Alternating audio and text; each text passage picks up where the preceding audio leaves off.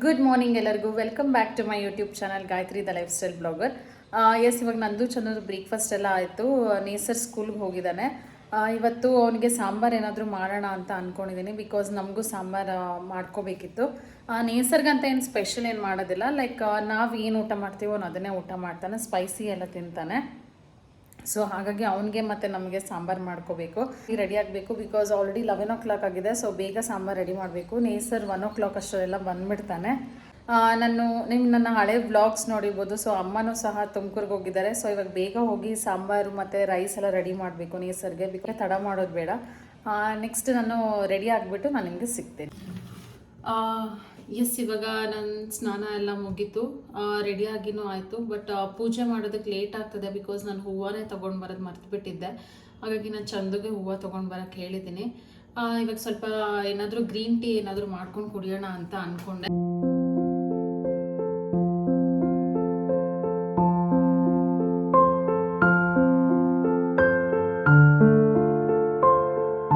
First ನಾನು ಇಲ್ಲಿ ನೇಸರ್ಗೆ ಅನ್ನಕ್ಕೆ ಇಟ್ಕೊಂಡು ಬಿಡ್ತೀನಿ ಬಿಕಾಸ್ ಲೇಟ್ ಆಗುತ್ತೆ.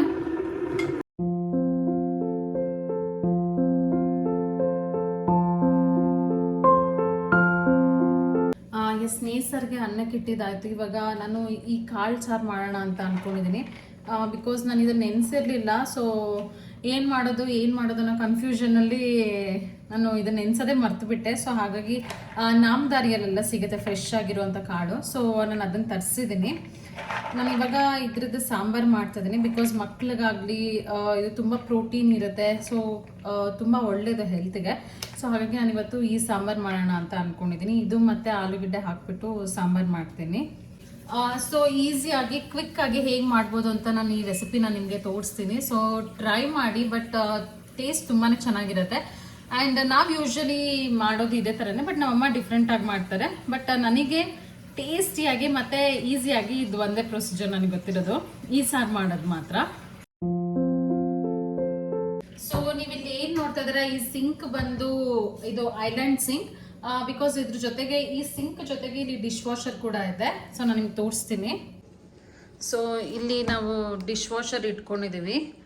ಬಟ್ ಇದು ಯೂಸ್ ಮಾಡೋದು ಸ್ವಲ್ಪ ಕಡಿಮೆನೆ. ನಾನು ಆ್ಯಕ್ಚುಲಿ ಈ ಡಿಶ್ ವಾಷರ್ ಯೂಸ್ ಮಾಡೋದು ಸ್ವಲ್ಪ ಕಡಿಮೆನೆ. ಬಿಕಾಸ್ ಬರೀ ಗ್ಲಾಸ್ ಐಟಮ್ಸ್ ಆಗಿರ್ಬೋದು, ನನ್ನ ಅಡುಗೆ ಇದಕ್ಕೆ ನನ್ನ ಕುಕಿಂಗ್ ಚಾನಲ್ಗೆ ಯೂಸ್ ಮಾಡುವಂಥ ಕಟ್ಲರೀಸ್ ಆಗಿರ್ಬೋದು, ಅದನ್ನು ಮಾತ್ರ ವಾಶ್ ಮಾಡ್ಕೊಳ್ತೀವಿ. ಬಿಕಾಸ್ ಬೇರೆ ಇದಕ್ಕೆಲ್ಲ ಬರ್ತಾರೆ ವಾಶ್ ಮಾಡೋದಕ್ಕೆಲ್ಲ. ಸೊ ರೆಗ್ಯುಲರ್ ಪಾತ್ರೆಗಳನ್ನೆಲ್ಲ ನಾವು ಅವ್ರ ಹತ್ರನೇ ವಾಶ್ ಮಾಡಿಸ್ಕೊಳ್ತೀವಿ. ಎಸ್, ಇವಾಗ ತಡ ಮಾಡೋದು ಬೇಡ, ಬೇಗ ಶುರು ಮಾಡಿಬಿಡೋಣ. ನಾನು ಫಸ್ಟು ಈ ಕಾಳನ್ನ ಮಾತ್ರ ನಾನು ಬೇಯಿಸ್ಕೊಳ್ತಾ ಇದ್ದೀನಿ. ನಾನು ಯಾಕೆ ಇದಕ್ಕೆ ಏನೂ ಹಾಕ್ತಾ ಇಲ್ಲ ಅಂದರೆ ಬಿಕಾಸ್ ನೇಸರ್ ಅಷ್ಟೊಂದು ತಿನ್ನೋದಿಲ್ಲ ಟೊಮೆಟೊ ಮತ್ತು ಈರುಳ್ಳಿ ಎಲ್ಲ ಇದಕ್ಕೆ ಹಾಕಿದ್ರೆ. ಸೊ ಹಾಗಾಗಿ ನಾನು ಫಸ್ಟ್ ಕಾಳನ್ನ ಬೇಯಿಸ್ಕೊಂಡು ಅದನ್ನು ನಾನು ಒಗ್ಗರಣೆಗೆ ಹಾಕ್ಕೊಳ್ತೀನಿ. ಅದಾದಮೇಲೆ ಖಾರ, ಸಾಂಬಾರು ಮಾಡೋದಕ್ಕೆ ಖಾರ ರುಬ್ಕೊಳ್ತೀವಲ್ಲ ಅದಕ್ಕೆಲ್ಲ ನಾನು ಹಾಕ್ಕೊಳ್ತೀನಿ. ಸೊ ನಾನು ನಿಮ್ಗೆ ತೋರಿಸ್ತೀನಿ ಹೇಗೆ ಮಾಡ್ಕೊಳ್ತೀನಿ ಅಂತ. ಬಟ್ ಇದು ತುಂಬ ಈಸಿ ಪ್ರೊಸೀಜರ್ ಮತ್ತು ಟೇಸ್ಟ್ ಕೂಡ ಅಲ್ಟಿಮೇಟ್ ಆಗಿರುತ್ತೆ. ಸೊ ಇದಕ್ಕೆ ನಾನು ನೀರು ಹಾಕ್ಕೊಂಡು ಬರ್ತೀನಿ. ಸೊ ನಾನು ಇದಕ್ಕೆ ಒಂದೇ ಒಂದು ಪಿಂಚ್ ಇಷ್ಟು ವೆರಿ ಲಿಟಲ್ ಅಡುಗೆ ಸೋಡಾ ಹಾಕ್ಕೊಂಡಿದ್ದೀನಿ. ಬಿಕಾಸ್ ಅವಾಗ ಕಾಳು ನೀಟಾಗಿ ಕುಕ್ ಆಗುತ್ತೆ. ನಾವು ಇದಕ್ಕೆ ಉಪ್ಪು ಹಾಕೊಂಡ್ರೆ ಕಾಳು ಬೇಯೋದಿಲ್ಲ. ಸೊ ದಯವಿಟ್ಟು ಇದನ್ನು ಕುಕ್ ಮಾಡ್ಕೊಳ್ಳುವಾಗ ಉಪ್ಪು ಹಾಕೋಬೇಡಿ. ಎಸ್, ಇವಾಗ ಇದನ್ನ ಕುಕ್ ಮಾಡ್ಕೊಂಡ್ಬಿಡೋಣ. ಎಸ್, ಇವಾಗ ಅನ್ನಕ್ಕೂ ಇಟ್ಟಿದ್ದೀನಿ ಮತ್ತು ಕಾಳನ್ನು ಕುಕ್ ಮಾಡ್ಕೊಳ್ತಾ ಇದ್ದೀನಿ. ಸೊ ನಾನು ಇವಾಗ ನೆಕ್ಸ್ಟ್ ಮಸಾಲಾಗೆ ಏನೇನು ಹಾಕ್ತೀನಿ ಅಂತ ನಾನು ನಿಮಗೆ ತೋರಿಸ್ತೀನಿ.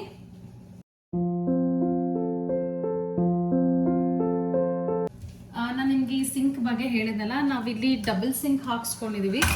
ಬಿಕಾಸ್ ನಾವು ಈ ಸಿಂಕಲ್ಲಿ ಏನಕ್ಕೆ ಯೂಸ್ ಮಾಡ್ತೀವಿ ಅಂದರೆ, ನಾವಿಲ್ಲಿ ಯಾವುದೇ ರೀತಿ ಪಾತ್ರೆಗಳೆಲ್ಲ ವಾಶ್ ಮಾಡಿಸಲ್ಲ. ಯೂಸ್ಡ್ ಪಾತ್ರೆಗಳನ್ನೆಲ್ಲ ನಾವು ಆಚೆಗಡೆ ವಾಶ್ ಮಾಡಿಸ್ತೀವಿ. ಸೊ ಅಲ್ಲಿ ಯುಟಿಲಿಟಿ ಏರಿಯಾ ಇದೆ. ಈ ಸಿಂಕ್ ಇರೋದು ಲೈಕ್ ಸೊಪ್ಪನ್ನ ವಾಶ್ ಮಾಡ್ಕೊಳ್ಳೋದಕ್ಕೆ. ಬಿಕಾಸ್ ದಂಟಿನ ಸೊಪ್ಪು ಆಗಿರ್ಬೋದು, ಅದೆಲ್ಲ ಸೊಪ್ಪುಗಳು ಅಥವಾ ಮಸ್ಸೊಪ್ಪು ಮಾಡೋವಾಗ ಆ ಸೊಪ್ಪುಗಳನ್ನೆಲ್ಲ ನಾವು ಒಂದು ಹಾಫ್ ಆನ್ ಅವರ್ ಆದರೂ ನೆನೆಸ್ಕೊಳ್ಬೇಕಾಗುತ್ತೆ. ಬಿಕಾಸ್ ಅಲ್ಲಿ ತುಂಬ ಮಣ್ಣಿರುತ್ತೆ, ನಿಮಗೂ ಗೊತ್ತು. ಸೊ ಹಾಗಾಗಿ ನಾವು ವೆಜಿಟೇಬಲ್ಸ್ ವಾಶ್ ಮಾಡ್ಕೊಳ್ಳೋದಕ್ಕೆ, ಫ್ರೂಟ್ಸ್ ವಾಶ್ ಮಾಡ್ಕೊಳ್ಳೋದಕ್ಕಾಗಿರ್ಬೋದು, ಆ್ಯಂಡ್ ಸೊಪ್ಪುಗಳೇನಾದರೂ ವಾಶ್ ಮಾಡ್ಕೊಳ್ಳೋಕ್ಕಾಗಿರ್ಬೋದು, ಆ್ಯಂಡ್ ವಾಶ್ ಮಾಡಿರೋಂಥ ಪಾತ್ರೆಗಳನ್ನ ಇಲ್ಲಿ ಇಡಿಸ್ಕೊಳ್ತೀನಿ. ಬಿಕಾಸ್ ಇಲ್ಲಿ ಡ್ರೈ ಆಗಿ ನೀರು ಅದರಲ್ಲೇ ಹೊರಟೋಗುತ್ತೆ. ಸೊ ಹಾಗಾಗಿ ಆ ಪರ್ಪಸ್ಗೆ ಮಾತ್ರ ನಾವಿಲ್ಲಿ ಒಳಗಡೆ ಸಿಂಕ್ ಮಾಡಿಸ್ಕೊಂಡಿರೋದು. ಬಿಕಾಸ್ ನಾವು ಇಲ್ಲೇ ಅಡುಗೆ ಮಾಡ್ಕೊಳ್ತೀನಿ ಆ್ಯಂಡ್ ಇಲ್ಲಿ ಪಾತ್ರೆಗಳೆಲ್ಲ ವಾಶ್ ಮಾಡಿಸಿದ್ರೆ ಲೈಕ್ ತುಂಬಾನೇ ಗಲೀಜಾಗತ್ತೆ. ಜೊತೆಗೆ ನಾವಿಲ್ಲಿ ದೇವ್ರು ಕೂಡ ವಾಶ್ ಮಾಡ್ಕೊಳ್ತೀವಿ. ಬಿಕಾಸ್ ನೀವಿಲ್ಲಿ ನೋಡ್ತಾ ಇರ್ಬೋದು ಸ್ಲ್ಯಾಬ್ ತರನು ಕೂಡ ಇದೆ. ಬಿಕಾಸ್ ನಾವಿಲ್ಲಿ ದೇವ್ರೆಲ್ಲ ವಾಶ್ ಮಾಡ್ಕೊಳ್ತೀವಿ. ಹಾಗಾಗಿ ನಾವಿಲ್ಲಿ ಯಾವುದೇ ರೀತಿ ನಾವು ಊಟ ಮಾಡಿದಾಗ್ಲಿ ಹ್ಯಾಂಡ್ ವಾಶ್ ಆಗಿರ್ಬೋದು ನಾವಿಲ್ಲಿ ಯಾವುದೇ ರೀತಿ ಮಾಡೋದಿಲ್ಲ. ಸೊ ಹಾಗಾಗಿ ಇದು ತುಂಬಾ ಕ್ಲೀನ್ ಆಗಿರುತ್ತೆ ಯಾವಾಗೂನು. ಈವನ್ ಹ್ಯಾಂಡ್ ವಾಶ್ಗೂ ಕೂಡ ಡೈನಿಂಗ್ ಟೇಬಲ್ ಹತ್ರನೇ ಸಿಂಕ್ ಇದೆ. ಸೊ ಹ್ಯಾಂಡ್ ವಾಶ್ ಎಲ್ಲ ಅಲ್ಲಿ ಮಾಡ್ಕೊಳ್ತೀವಿ. ಸೊ ನಾವು ಊಟ ಮಾಡಿದ ಪಾತ್ರೆಗಳೆಲ್ಲ ಆಚೆಗಡೆನೆ ಇಡ್ಸ್ಬಿಡ್ತೀವಿ. ಸೊ ಅಲ್ಲಿ ಇವಾಗ ಮೇಡ್ಸ್ ಏನಾದ್ರು ಬಂದ್ರೆ ಅವ್ರ ಪಾಡಿಗೆ ಅವ್ರು ಆ ಕಡೆ ಗ್ರಿಲ್ ಇದೆ. ಸೊ ಅವ್ರ ಪಾಡಿಗೆ ಅವ್ರು ಬಂದು ಅಲ್ಲಿ ವಾಶ್ ಮಾಡ್ಬಿಟ್ಟು ಅಲ್ಲೇ ಇಟ್ಬಿಟ್ಟು ಹೋಗ್ತಾರೆ. ನಾವೇನಾದ್ರೂ ಇಲ್ಲ ಅಂದ್ರೆ ನಾನು ವಾಪಸ್ ಮನೆಗೆ ಬಂದಾಗ ಅಲ್ಲಿ ಏನ್ ಪಾತ್ರೆಗಳಿತ್ತು ಅದನ್ನ ನಾನು ಇಲ್ಲಿ ಇಟ್ಕೊಳ್ತೀನಿ. ಸೊ ಇದು ಬೆಳಿಗ್ಗೆ ಅಷ್ಟರಲ್ಲಿ ಕಂಪ್ಲೀಟ್ ಡ್ರೈ ಆಗಿ ಕೂಡ ಇರುತ್ತೆ ಪಾತ್ರೆಗಳು. ಸೊ ನಾವು ರ್ಯಾಕಲ್ಲಿ ಇಟ್ಟಾಗ ಸ್ಮೆಲ್ ಬರೋದು, ಇನ್ಸೆಕ್ಟ್ಸ್ ಬರೋದು ಅಥವಾ ಸೊಳ್ಳೆ ಬರೋದು ಅದೆಲ್ಲ ಆಗೋದಿಲ್ಲ. ಸೊ ನೀಟಾಗೂ ಇರುತ್ತೆ ಪಾತ್ರೆನು. ಸೊ ಹಾಗಾಗಿ ನಾವು ಈ ಪ್ರೊಸೀಜರ್ ಫಾಲೋ ಮಾಡ್ತಾ ಇದೀವಿ. ಸೊ ಅಲ್ಲೇ ನೀಟಾಗೂ ಕೂಡ ಇರುತ್ತೆ ಅಂಡ್ ಇಲ್ಲೂ ಕೂಡ ನೀಟಾಗಿರುತ್ತೆ ಕುಕ್ ಮಾಡ್ಕೊಳ್ಳೋವಾಗ್ಲೂ. ಈಗ ಬೇಗ ಸಾಂಬಾರ್ಗೆ ರೆಡಿ ಮಾಡ್ಕೊಳ್ಳೋಣ ಮಸಾಲ ಎಲ್ಲ.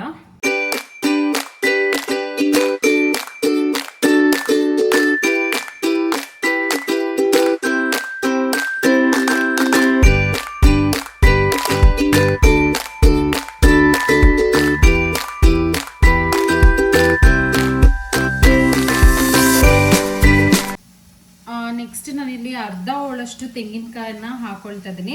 ನೀವಿಲ್ಲಿ ತೆಂಗಿನಕಾಯಿ ತುರಿ ಬೇಕಾದ್ರೂ ಹಾಕೊಳ್ಬೋದು.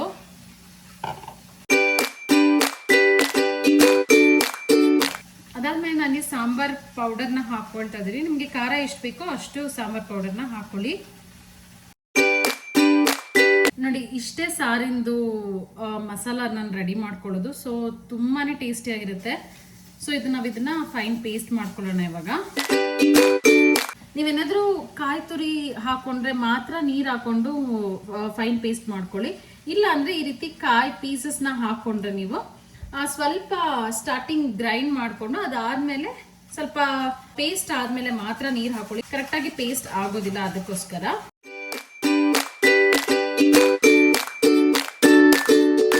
ಈ ರೀತಿ ಸ್ವಲ್ಪನೇ ನೀರ್ ಹಾಕೊಂಡು ಪೇಸ್ಟ್ ಮಾಡ್ಕೊಳ್ಳಿ.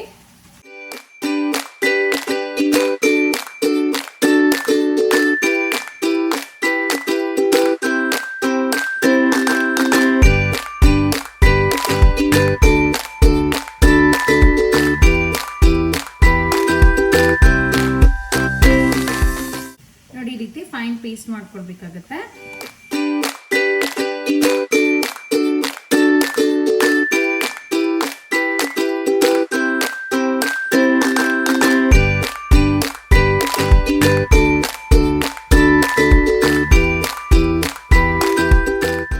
ನೆಕ್ಸ್ಟ್ ನಾನು ಸಾಂಬಾರ್ ರೆಡಿ ಮಾಡ್ಕೊಳ್ಳೋದಕ್ಕೆ ಒಂದು ಪಾತ್ರೆ ಇಟ್ಕೊಂಡಿದ್ದೀನಿ.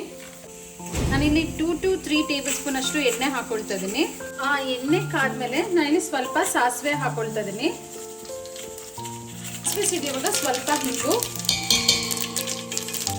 ಅದಾದ್ಮೇಲೆ ಹೆಚ್ಚಿಟ್ಕೊಂಡಿರೋಂಥ ಈರುಳ್ಳಿ ಮತ್ತೆ ಕರಿಬೇವಿನ ಸೊಪ್ಪನ್ನ ಹಾಕೊಳ್ತಾ ಇದ್ದೀನಿ.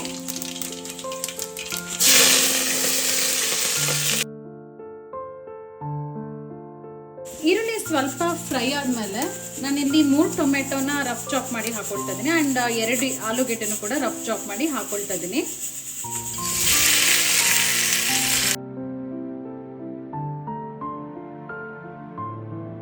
ಮೂರಿಂದ 4 ನಿಮಿಷ ನಾನು ತರಕಾರಿನ ಫ್ರೈ ಮಾಡ್ಕೊಂಡಿದ್ದಾದ್ಮೇಲೆ ನಾನಿಲ್ಲಿ ರುಬ್ಕೊಂಡಿರೋಂಥ ಮಸಾಲಾನ ಹಾಕೊಳ್ತಾ ಇದ್ದೀನಿ.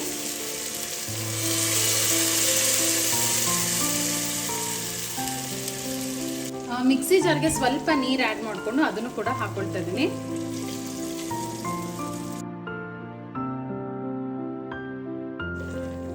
ಚೆನ್ನಾಗಿ ಕುಕ್ ಆಗಿದೆ, ಒಳ್ಳೆ ಘಮನ ಕೂಡ ಬರ್ತಾ ಇದೆ. ಈ ಮೂಮೆಂಟ್ ಅಲ್ಲಿ ನಾನು ಇಲ್ಲಿ ಬೇಯಿಸ್ಕೊಂಡಿರುವಂತ ಕಾಳನ್ನ ಹಾಕೊಳ್ತಾ ಇದ್ದೀನಿ.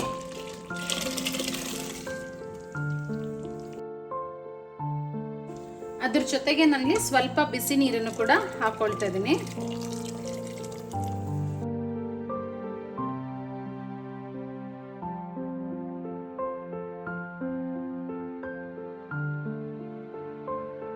ನನಗೆ ಆಕ್ಚುಲಿ ಸಾರು ತೆಳ್ಳಗಿರೋದೇ ಇಷ್ಟ.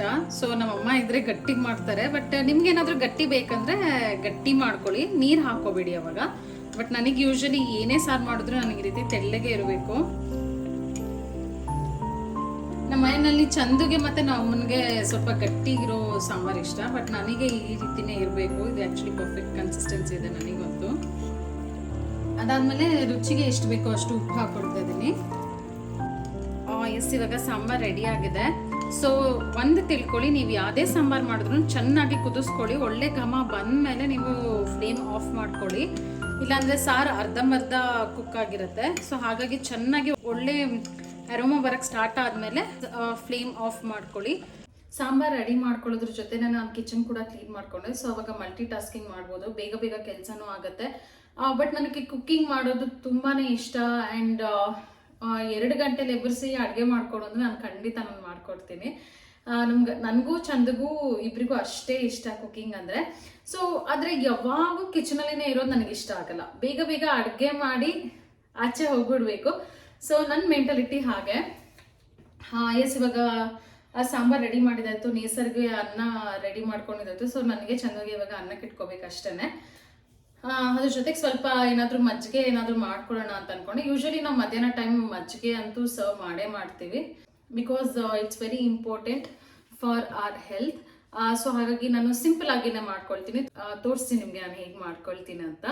ನೀವಿಲ್ಲಿ ನೋಡ್ತಾ ಇರ್ಬೋದು, ನಾನು ಸಾಂಬಾರಿಗೆ ಸ್ವಲ್ಪ ಈರುಳ್ಳಿನೂ ಕಟ್ ಮಾಡ್ಕೊಂಡಿದ್ದೆ. ಅದ್ರ ಜೊತೆಗೆ ಮಸಾಲ ಮಜ್ಜಿಗೆಗೆ ಅಂತ ಕೂಡ ಆನಿಯನ್ನ ಕಟ್ ಮಾಡಿ ಸೈಡಲ್ಲಿ ಇಟ್ಕೊಂಡಿದ್ದೆ. ಸೊ ಸ್ವಲ್ಪ ಆನಿಯನ್ ಹಾಕ್ಕೊಂಡಿದ್ದೀನಿ, ಸ್ವಲ್ಪ ಕರಿಬೇವಿನ ಸೊಪ್ಪು, ಹಾಗೆ ಸ್ವಲ್ಪ ಕೊತ್ತಂಬರಿ ಸೊಪ್ಪು, ಹಾಗೆ ಜೊತೆಗೆ ಉಪ್ಪು. ಅದಾದ್ಮೇಲೆ ನಾನಿಲ್ಲಿ ಕರ್ಡ್ ಹಾಕ್ಕೊಳ್ತಾ ಇದ್ದೀನಿ. ಇದನ್ನು ನಾನು ಮನೆಯಲ್ಲೇ ಮಾಡ್ಕೊಳ್ತೀನಿ. ಸೊ ಆಚೆ ಕಡೆಯಿಂದ ತೊಗೊಂಡು ಬರೋ ಸ್ವಲ್ಪ ಕಡಿಮೆನೆ. ಸೊ ಹಾಕೊಂಡ್ಬಿಡೋಣ. ಅದ್ರ ಜೊತೆಗೆ ನಾನು ನಮ್ಮಿಬ್ಬರಿಗೆ ಎಷ್ಟು ಬೇಕೋ ಅಷ್ಟು ನೀರು ಹಾಕ್ಕೊಳ್ತಾ ಇದ್ದೀನಿ. ಇನ್ನೊಂದು ಸ್ವಲ್ಪ ನೀರು ಆ್ಯಡ್ ಮಾಡ್ಕೊಳ್ತಾ ಇದ್ದೀನಿ. ಎಸ್, ಬಟರ್ ಮಿಲ್ಕ್ ಕೂಡ ರೆಡಿಯಾಗಿದೆ. ಎಸ್, ಸಾಂಬಾರು ಕೂಡ ರೆಡಿ ಆಯಿತು, ಮಜ್ಜಿಗೆ ಕೂಡ ರೆಡಿ ಆಗಿದೆ. ಅದ್ರ ಜೊತೆಗೆ ನಾನು ಇದನ್ನು ಮರ್ತೇ ಬಿಟ್ಟೆ. ನೇಸರ್ ಆ್ಯಕ್ಚುಲಿ ಸ್ಕೂಲಿಂದ ಬಂದ, ನಾನು ನಿಮ್ಗೆ ತೋರಿಸ್ತೀನಿ.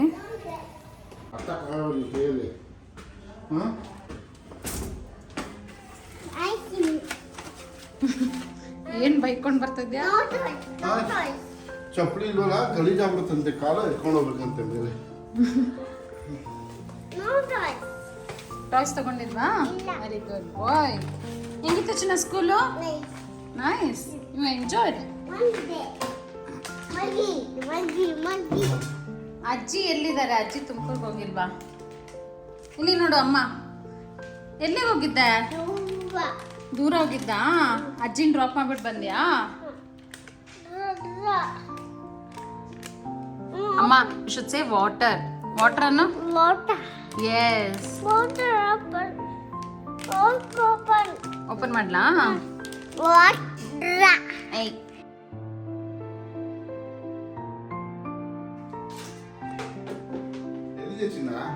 ಅಲ್ಲೇ ಇರಬೇಕು. ನಂಗೆ ಗೊತ್ತಿಲ್ಲ, ನಮ್ಮ ಅಮ್ಮ ಇಟ್ಟಿದ್ರಲ್ಲ ನೋಡಿ. ನೇಸರ್ ಡೈಲಿ ಚೀಟರ್ಸ್, ಕಿಂಡರ್ ಜಾಯ್ ಎಲ್ಲ ತಗೊಂಬಂದು ಇಲ್ಲ ಹಾಕಿದಾನೆ. ಬಟ್ ಅವನು ಏನು ತಿನ್ನಲ್ಲ. ಬಟ್ ಅವ್ರ ಅಪ್ಪಂಗೆ ತಿನ್ಸೋದಕ್ಕೆ ಅಂತ ಯಾವಾಗೂ ತಗೊಂಡ್ ಬರ್ತಾನೆ. ಕಪ್ ನೂಡಲ್ಸ್ ಕೂಡ ಅವನೇ ತಗೊಂಡ್ ಬಂದಿದ್ದು ಅವ್ರ ಅಪ್ಪಂಗೆ ತಿನ್ಸ್ಬೇಕಂತ. ಅವ್ರ ಅಪ್ಪ ಇದೆಲ್ಲ ತಿಂತಾರೆ, ಅದಕ್ಕೆ ಅವ್ನು ಯಾವಾಗೂ ಹೋಗಿ ತಗೊಂಡ್ ಬರ್ತಾನೆ. ನೋಡಿ, ಇಲ್ಲಿಬ್ರು ಪಾಪಡ್ ಎಲ್ಲಿದೆ ಅಂತ ಹುಡುಕ್ತಿದ್ದಾರೆ.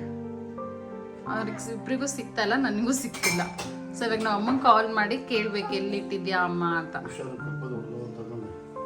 ಆ್ಯಕ್ಚುಲಿ ಇವಾಗ ನಾನು ಕುಕಿಂಗ್ ಚಾನಲ್ಗೆ ಒಂದು ವಿಡಿಯೋ ಅಪ್ಲೋಡ್ ಮಾಡೋಣ ಅಂದ್ಕೊಂಡೆ. ಇವಾಗ ನೇಸರ್ ಬಂದಾಯಿತು. So it's highly impossible. ಅವನಿಗೆ ಊಟ ಮಾಡಿಸಿದ್ದಾದ್ಮೇಲೆ ನನ್ನ ಕೆಲಸ ನಾನು ಮಾಡ್ಕೋಬೇಕಾಗತ್ತೆ. ಸೊ ಚಂದಗೆ ಪಾಪಡ್ ಸಿಕ್ತು. ಏನಂತಾರೆ? ಸೊ ಅದೇ ನನ್ನ ಮಜ್ಜಿಗೆ ಮೆಣಸಿನ್ಕಾಯಿ ಅಂತನೋ ಅಥವಾ ಬಾಲ್ಕ ಅಂತಾರಂತೆ. ಸೊ ಅದು ಸಿಕ್ಕಿದೆ. ಈಗ ನೇಸರಲ್ಲಿ ನಿಂತ್ಕೊಂಡು ನೋಡ್ತದೆ ನಾನು ನೆಕ್ಸ್ಟ್ ಏನು ಮಾಡಲಿ ಅಂತ. ನೋಡಿ, ಆಲ್ರೆಡಿ ಎಲ್ಲ ತೆಗ್ದಿಟ್ಕೊಂಡಿದ್ದಾನೆ.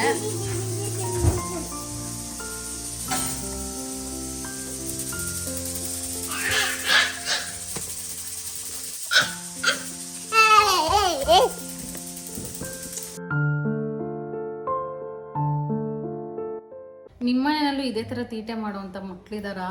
ಕಮೆಂಟ್ಸ್ ಮಾಡಿ ಏನೇನು ತೀಟೆ ಮಾಡ್ತಾರೆ ಅಂತ.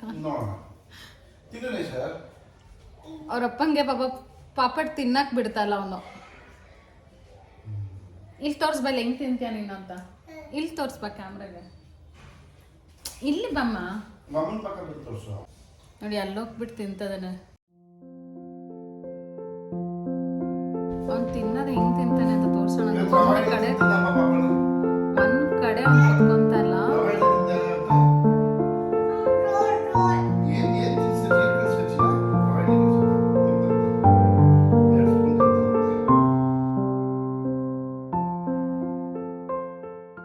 ಏನ್ ಬೇಕಮ್ಮ? ಖಾರ ಆಮೇಲೆ ಇಲ್ಲಿ ಡ್ರಾಯರ್ ಚೆಕ್ ಮಾಡಿ ಬನ್ನಿ sir. Pappanna fix your hair. नहीं sir fix your hair. It's the top one. Hair cut ಮಾಡಿಸ್ಬೇಕು.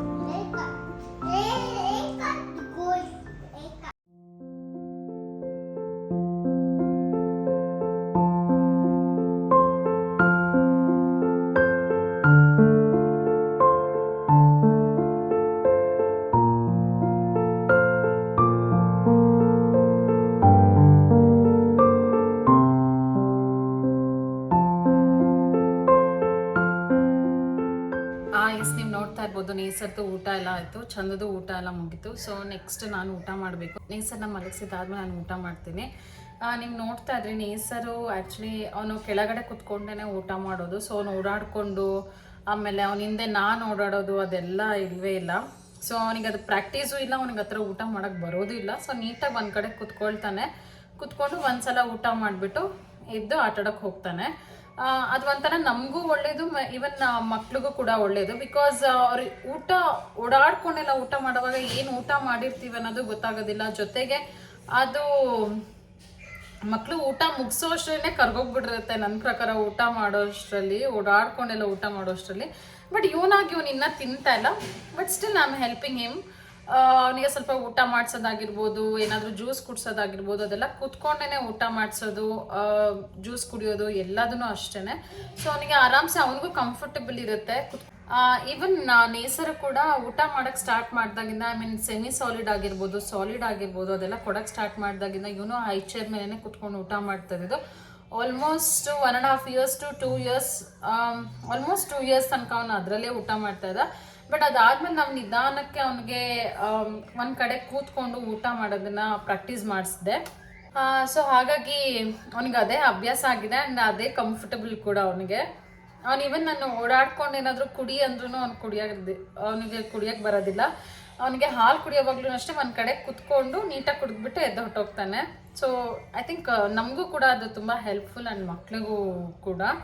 ನೇಸರ್ ಇವಾಗ ಆಟ ಆಡ್ತದಾನೆ. ಒಂದು 20 minutes to half an hour ಬಿಟ್ಬಿಟ್ಟು ಅದಾದಮೇಲೆ ಅವನ್ನ ಮಲಗಿಸ್ಬಿಟ್ಟು ನಾನು ನಿಮಗೆ ಸಿಗ್ತೀನಿ. ಮಲ್ಕೋ ಪಪ್ಪಣ್ಣ. ಮಲ್ಗಲ್ವಾ? ಯಾಕೆ?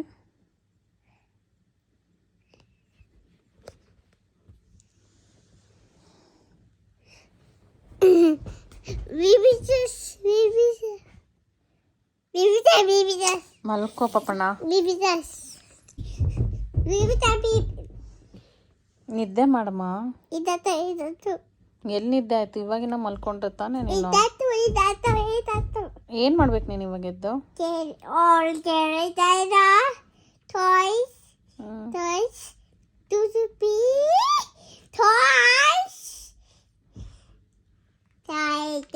ಹೆಸರು ಕೂಡ ಮಲ್ಕೊಂಡಿದ್ದಾನೆ.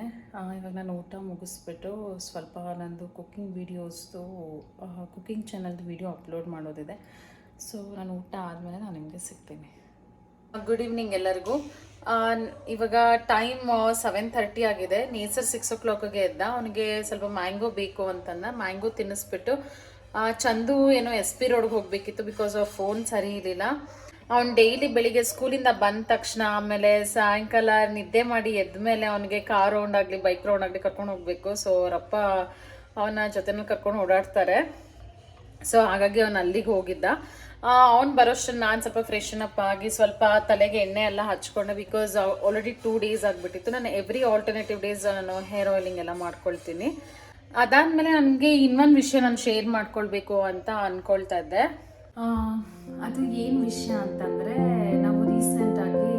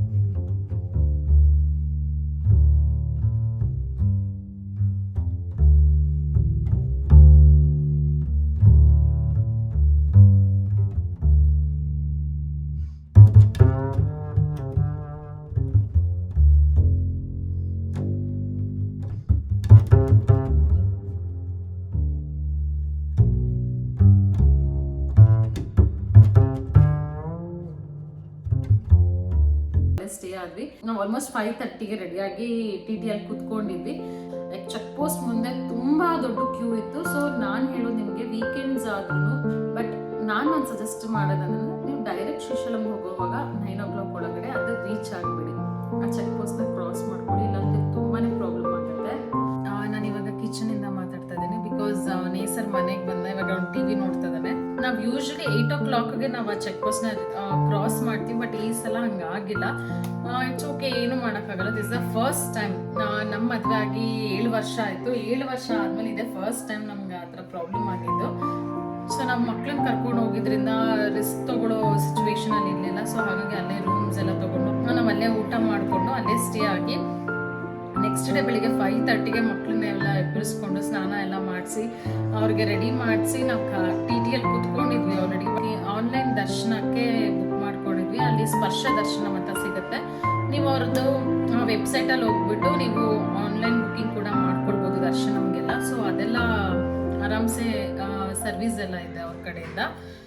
ಸೊ ಅದೆಲ್ಲ ಆದ್ಮೇಲೆ ಮಂತ್ರಾಲಯದಲ್ಲಿ ಒಳಗಡೆ ನಿಮ್ಗೆ ಗೊತ್ತಿರೋ ಹಾಗೆ ವಿಡಿಯೋ ಎಲ್ಲ ಶೂಟ್ ಮಾಡ್ಕೊಳಕ್ ಬಿಡೋದಿಲ್ಲ. ಸೊ ನಾನು ಆಚೆ ಅಷ್ಟೇ ವಿಡಿಯೋ ಶೂಟ್ ಮಾಡ್ಕೊಂಡೆ. ಸೊ ಅದು ಸಣ್ಣ ಕ್ಲಿಪ್ಪಿಂಗ್ಸ್ ನಾನು ನಿಮಗೆ ತೋರಿಸ್ತೀನಿ ಅಂಡ್ ಫೋಟೋಸ್ ಕೂಡ ನಾನು ನಿಮಗೆ ತೋರಿಸ್ತೀನಿ ಹೇಗಿತ್ತು ಅಂತ. ಅದಾದ್ಮೇಲೆ ಶ್ರೀಶೈಲಂಗೆ ನಿಮ್ಗೆ ಗೊತ್ತಿರೋ ಹಾಗೇನೆ ಎಂಟ್ರೆನ್ಸ್ ಅಲ್ಲಿನ ಫೋನ್ಸ್ ಎಲ್ಲ ಬ್ಲಾಕ್ ಮಾಡ್ತಾರೆ. ಸೊ ನಾವು ಫೋನ್ಸ್ ಎಲ್ಲ ತಗೊಂಡು ಹೋಗಂಗಿಲ್ಲ ಒಳಗೆ. ಸೊ ಹಾಗಾಗಿ ನಾನು ಫೋನ್ಸ್ ಎಲ್ಲ ತಗೊಂಡೇ ಇಲ್ಲ. ನಾವು ರೂಮ್ಸ್ ಅಲ್ಲಿನೇ ಇಟ್ಬಿಟ್ಟಿದ್ವಿ ಫೋನ್ಸ್ ಎಲ್ಲ. ಸೊ ಅಲ್ಲಿದೆಲ್ಲ ದರ್ಶನ ಮುಗಿಸ್ಕೊಂಡು ಮಕ್ಳಿಗೆಲ್ಲ ಅಲ್ಲೇ ತಿನ್ನಿಸ್ಕೊಂಡು ಅದಾದ್ಮೇಲೆ ನಾವು ವಾಪಸ್ ರೂಮ್ಸಿಗೆ ಬಂದ್ವಿ. ಸೊ ಅಲ್ಲಿಂದ 1.5 ಗಂಟೆ ರೂಮ್ ರೀಚ್ ಆಗೋದಕ್ಕಾಗತ್ತೆ.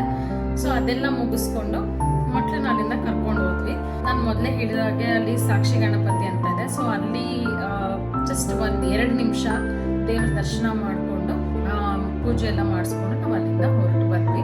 ಸೊ ಅಲ್ಲಿ ಇಷ್ಟೆಲ್ಲ ಆಯ್ತು. ಸೊ ಹಾಗಾಗಿ ನನಗೆ ಕಂಪ್ಲೀಟ್ ವಿಡಿಯೋ ಶೂಟ್ ಮಾಡೋದಕ್ಕೆ ಆಗಲಿಲ್ಲ. ಸೊ ಆ ಕ್ಲಿಪ್ಪಿಂಗ್ಸ್ ನೋಡ್ಕೊಂಡು ಬಂದ್ಮೇಲೆ ನಾನು ನಿಮಗೆ ಸಿಗ್ತೀನಿ.